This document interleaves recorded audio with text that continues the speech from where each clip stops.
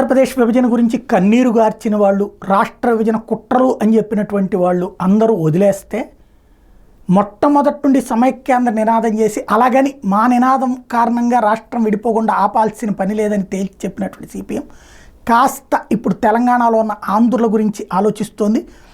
విద్యార్థుల స్థానికతకు సంబంధించిన నిబంధనలు సవరిస్తూ తెలంగాణ ప్రభుత్వం విడుదల చేసిన జీవో నెంబర్ 33 మీద సిపిఎం ఆందోళనకి ప్రిపేర్ చేసింది.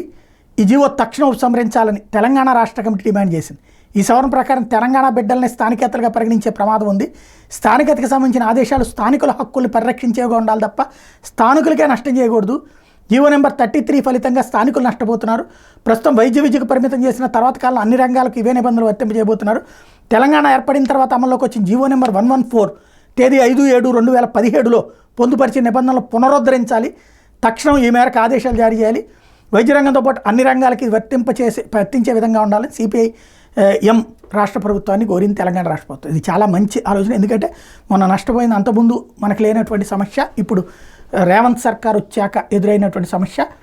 ఇక్కడ 10th ఇంటరు డిగ్రీ చదివినటువంటి వాళ్ళకి అక్కడ సీట్లు రాకుండా ఆపేసినటువంటి నేపథ్యంలో పేరుకి అసలు వాస్తవంగా వీళ్ళు అక్కడే ఉన్నారు.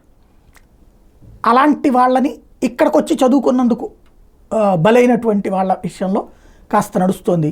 అడిగారు, పరిష్కారం అయితే ఉండదు.